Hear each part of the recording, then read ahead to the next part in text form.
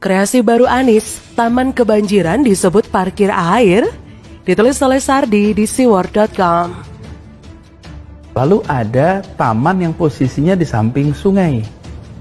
Sehingga dia pada saat musim hujan, ketika sungai airnya meningkat, didesain untuk menampung luapan air sungai, sehingga parkirnya di dalam taman. Itu pernah Pak komentar, Pak tamannya banjir. Bukan banjir, itu memang parkir air. Jadi kalau di taman diparkirin air, bukan.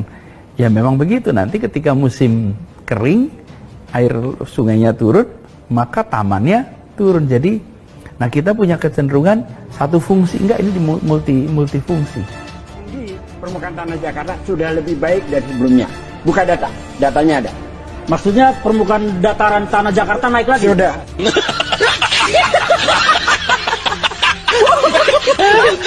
Sudah. Kok banjirnya makin menurun? Sekali banjir. Malam dijaga banjir. Kemarin kami siang banjir. Nah, ini banjir lagi. Ini 4 kalinya ya? Akhir jabatan tadinya kan 2002 aku kena banjir ya. Tapi yang paling parah itu adalah 2007 mau akhir jabatan saya kan. Itu parah sekali. Tetapi dasar nasibnya si Anies, ini mbahnya parah kalau ini. Ini terlalu ekstrim. Dulu saya itu nggak ada sampai mobil hanyut kayak yang saya lihat itu. Itu udah luar biasa. Gitu. Itu udah luar biasa gitu loh.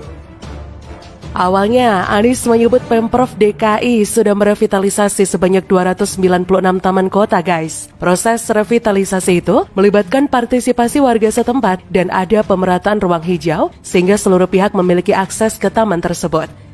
Kata Anies, jadi Taman Maju Bersama TMB ini perencanaannya bersama warga setempat. Ada proses partisipasi, ada pemerataan ruang hijau, semua warga punya akses taman. Taman bukan sebagai garden, tapi sebagai park, yang desainnya nggak boleh template, satu desain untuk semua taman, kata Anies. Nah, disinilah menariknya, atau boleh dibilang lucu, sampai bikin kalian geleng-geleng kepala kan jurnalister? Anies menjelaskan bahwa terdapat taman yang didesain berada di samping sungai, guna sebagai lahan parkir air yang meluap di saat musim hujan. Dia berkata, saat musim hujan ketika sungai airnya meningkat didesain menampung luapan air sungai sehingga parkirnya di dalam taman, kata Anies Baswedan. Dirinya menepis komentar jika di taman di dekat sungai dikatakan kebanjiran, melainkan kondisi tersebut sebagai tempat air parkir. Kata Anies, bukan banjir, itu memang parkir air. Jadi kalau di taman diparkirin air, nanti kalau musim kering air sungai turun, maka air tamannya turun, kata Anies Baswedan. Aduh, saya benar-benar speechless loh jurnalister dengan kemampuan memilih kosakata seperti Wan Anies ini. Saya patut acungkan 2 jempol, bahkan 4 jempol buat Anies. Meski bertahun-tahun sudah mengamati sepak terjangnya beserta kekonyolannya, tetap saja saya tidak bisa berhenti terpukau oleh kemampuan menata kata seperti ini. Emang jempol Anda. Sejak kapan taman dibuat sebagai tempat penampungan air, woi? Parkir air? Yang bener aja deh. Siapa tukang parkirnya? Apakah bayarnya pakai uang tunai atau pakai e-money? Per jam berapa? Kalau nginep semalam airnya harus bayar berapa ke Pemprov DKI?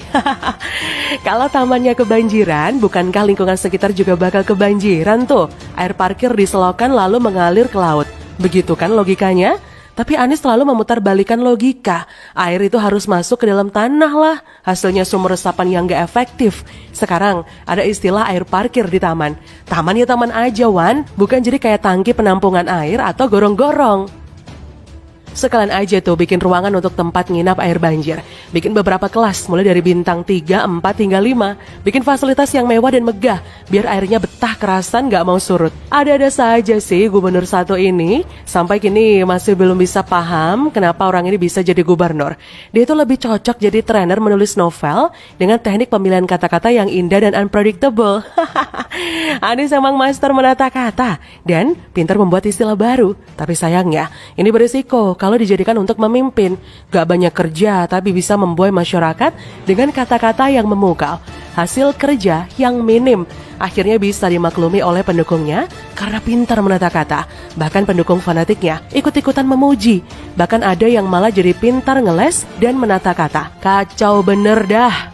Anies pernah mengatakan jangan meremehkan kekuatan kata-kata dan gagasan. Anies bilang selama ini banyak orang berpikir bahwa kata-kata dianggap remeh dibanding kerja nyata.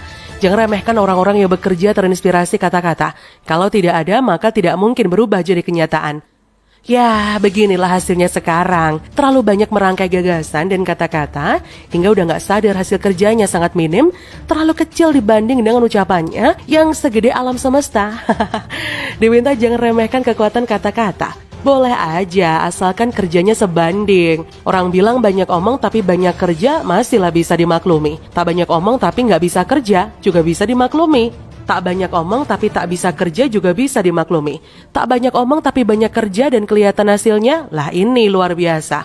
Ini kerja senya beneran, tahu-tahu hasilnya udah jadi.